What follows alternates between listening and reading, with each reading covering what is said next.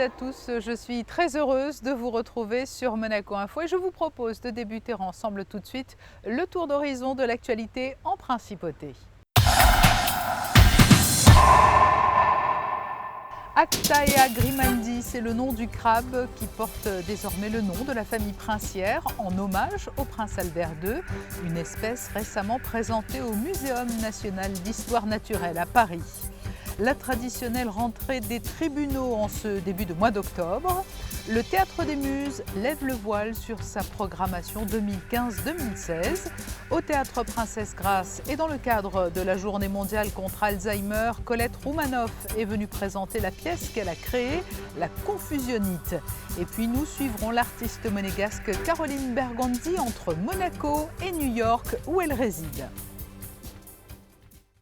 Le premier reportage de ce journal nous emmène à Paris. Le prince Albert II s'est rendu mercredi au Muséum national d'histoire naturelle où lui a été présentée une nouvelle espèce animale, un crabe qui portera le nom des grimaldi. Les explications d'Émilie Rousseau.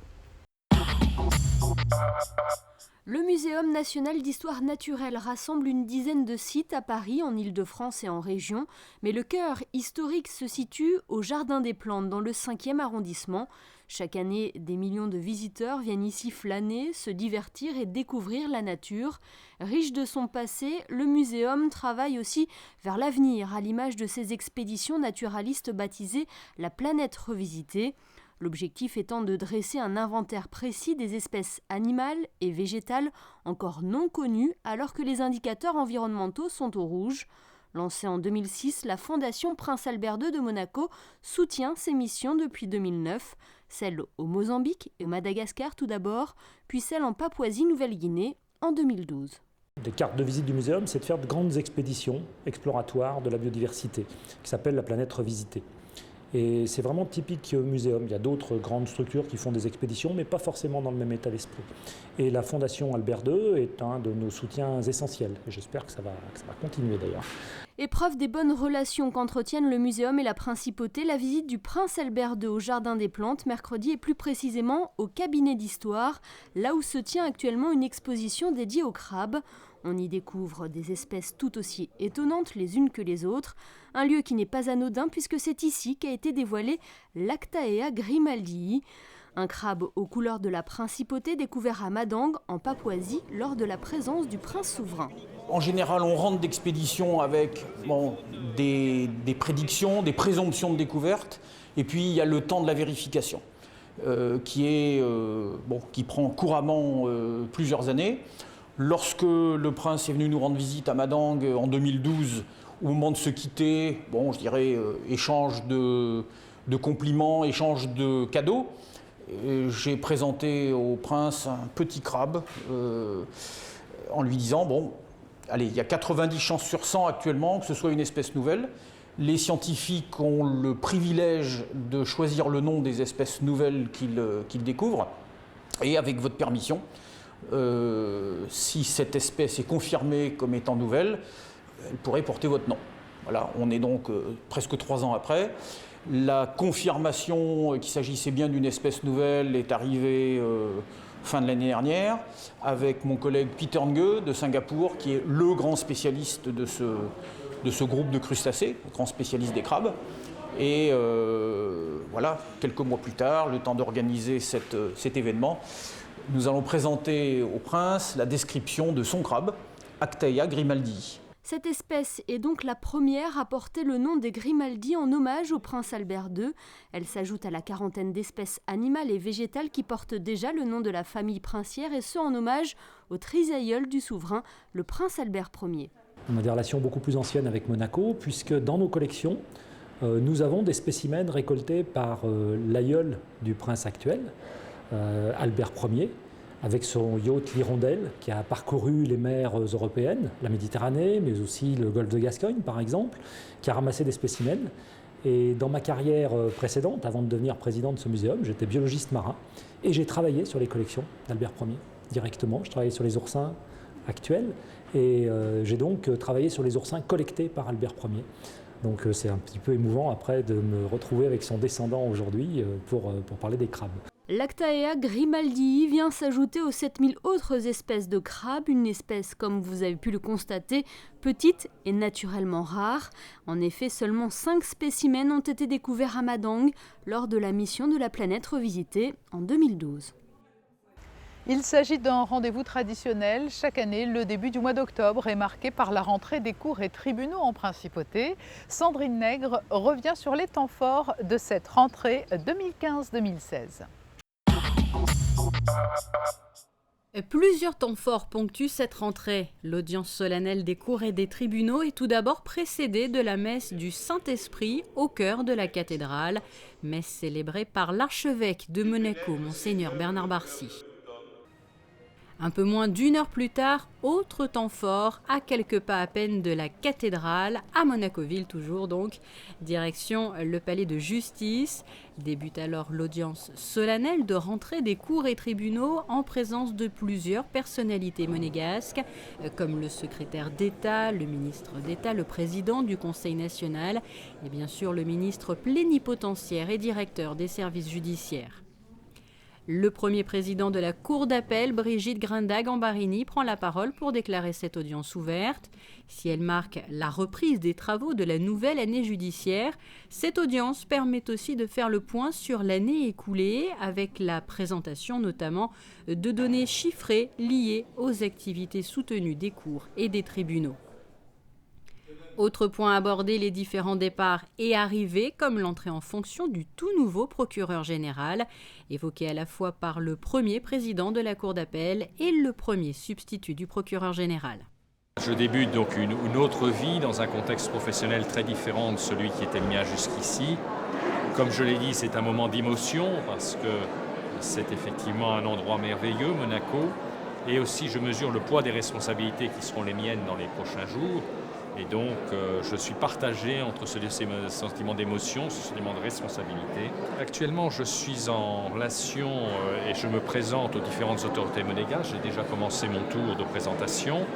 Et donc, je suis dans un temps à la fois d'écoute, de bilan de l'action qui a été menée par le ministère public ces dernières années. Autre temps fort, après la cérémonie d'installation du procureur général, bien sûr, l'audience s'est poursuivie avec cette année une première. La parole a été donnée à un avocat, maître Alexis Marquet, qui a traité d'un sujet lié au barreau de la principauté, les avocats monégasques, histoire, tradition et valeurs. Et c'est à la mi-journée que cette audience a pris fin. Un invité de marque, vous allez le voir, dans le cadre du cycle de conférences de la Monaco Méditerranée Foundation. C'est l'actualité en bref. Un parterre de personnalités est venu écouter mercredi soir Valéry Giscard d'Estaing à l'hôtel Hermitage. L'ancien président de la République française a donné une conférence sur l'avenir de l'Europe et délivrer ainsi sa vision du futur qui s'offre à l'Europe, qui doit faire face aujourd'hui à de nombreuses crises et relever d'importants challenges. Au même moment, mercredi soir, toujours au Yacht Club de Monaco, était organisée une réception en l'honneur de Richard Stanley Pollock. Cet homme, résident monégasque, a souhaité faire don de sa fortune à la recherche contre le cancer et plus particulièrement au GEMLUC, le groupement des entreprises monégasques dans la lutte contre le cancer. Cette importante somme, plus de 4 millions d'euros, va permettre à l'association monégasque de financer pendant plusieurs années des programmes de recherche de différentes équipes médicales.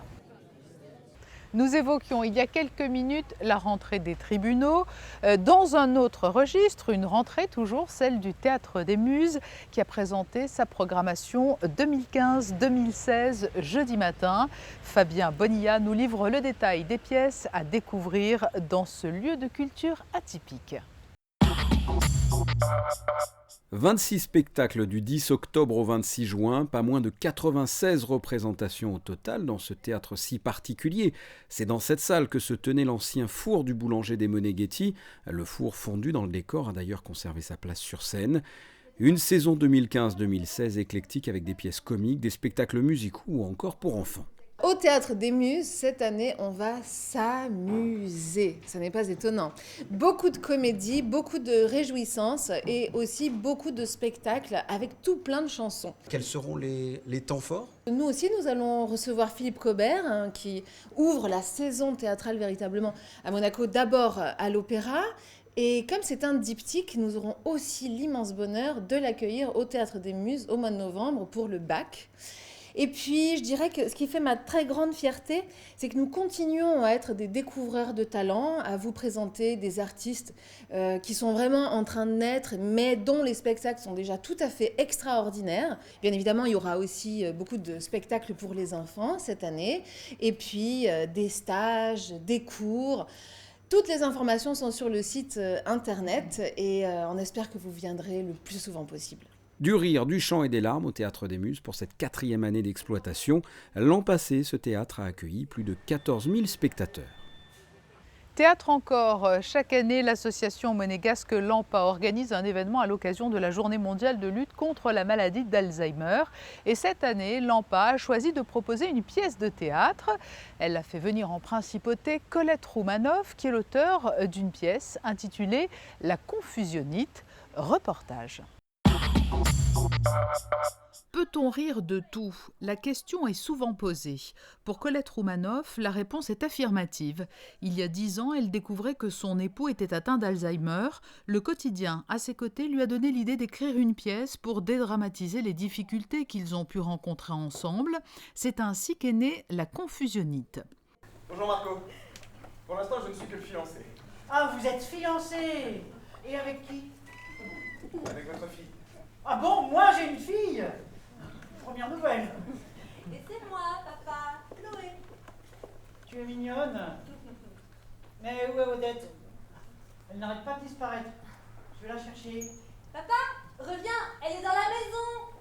La confusionnite, c'est un mot auquel j'ai pensé depuis plusieurs années, car je trouve que la maladie d'Alzheimer devrait s'appeler la confusionnite.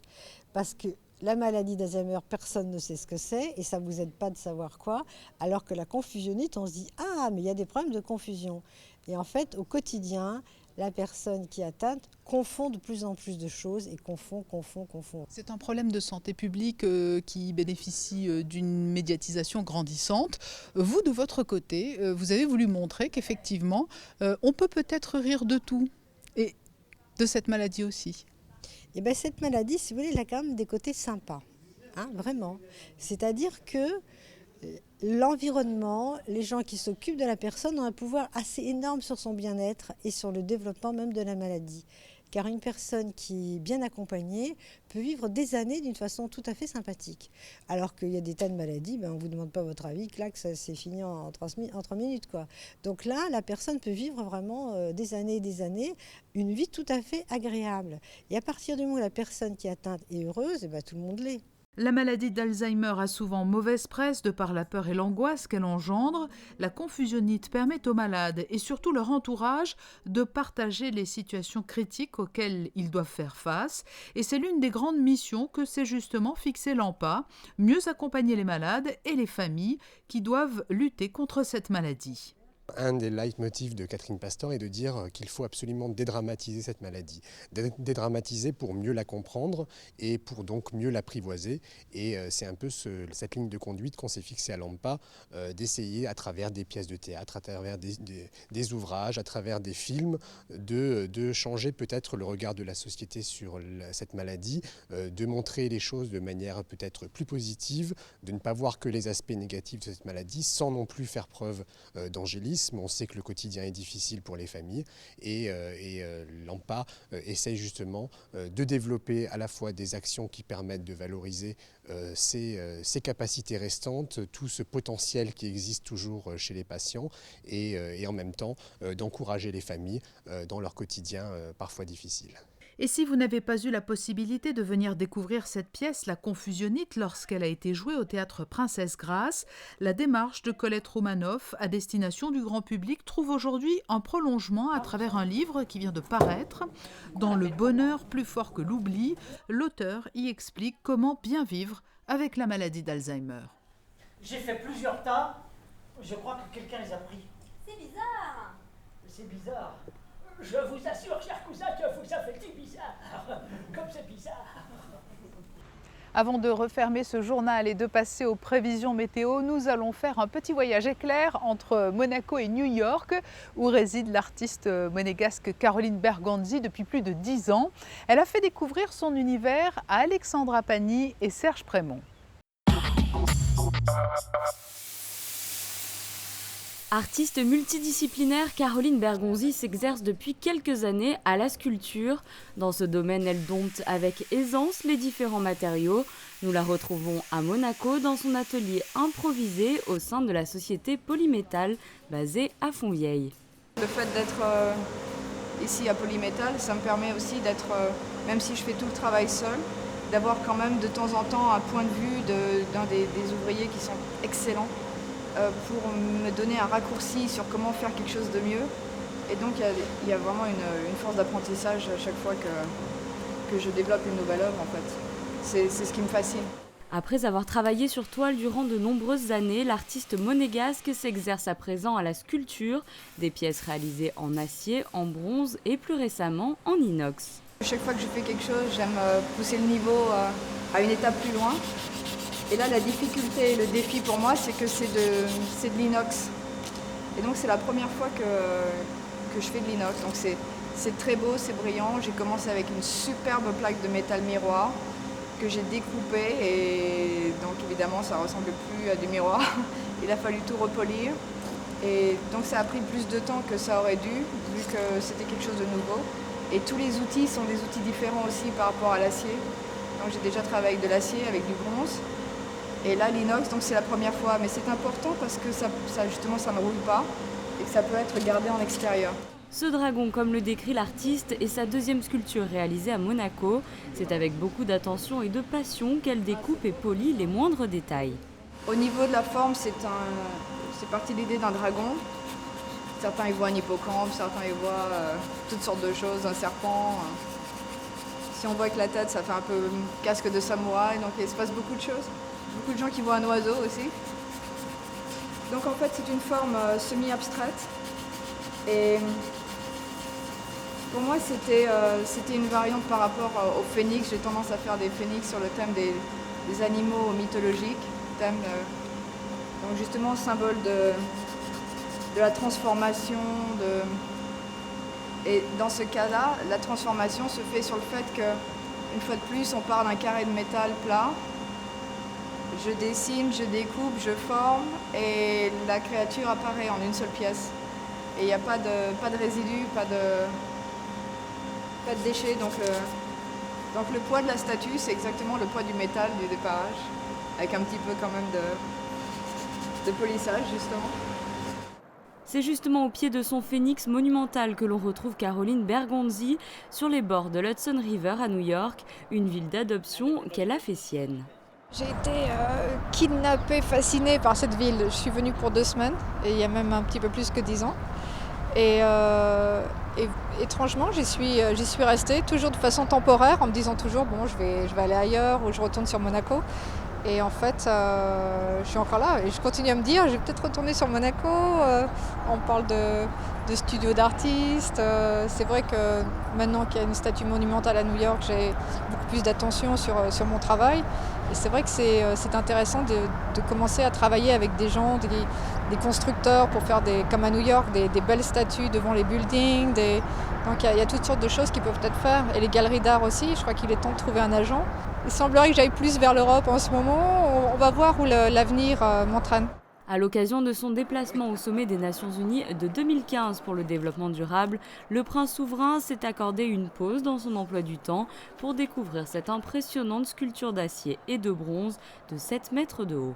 J'ai eu une réflexion par rapport au site sur lequel on se trouve, qui est dans un quartier qui a été rénové dernièrement, magnifiquement d'ailleurs. Et derrière, côté Manhattan, on a un horizon de building de Trump. Et ici, on a un building typique de New York, de l'époque industrielle, Donc il y a le côté Trump dans les dorés, Ilias Building pour représenter le passé, ce marron rouillé. Et entre les deux, j'ai voulu représenter donc, cet essor par une idée de phénix, que je l'ai appelé Métamorphosis. Véritable prouesse technique qui pousse l'artiste vers de nouveaux horizons et une nouvelle passion pour les œuvres de grandes envergures. Une belle aventure à suivre. Société Générale Private Banking vous présente la météo. Après de belles journées ensoleillées, le temps change malheureusement. C'est ce que nous allons voir tout de suite avec les cartes météo prévisionnelles. Ce vendredi, un temps médiocre avec beaucoup de nuages. Il y aura de la pluie par intermittence tout au long de la journée et un vent d'Italie irrégulier. Samedi, léger mieux mais persistance d'un risque d'averse, nuages et quelques percées du soleil. Vent faible à modéré, les températures seront proches des normales saisonnières. Dimanche, nuages sans mauvais temps et apparition inégale du soleil, un temps très doux. Lundi, soleil et nuages passagers sans dégradation du temps, peu de changements au niveau des températures. Ce journal s'achève, place au magazine sur Monaco Info et quant à moi, je vous dis à très bientôt. La météo vous a été présentée par Société Générale Private Banking.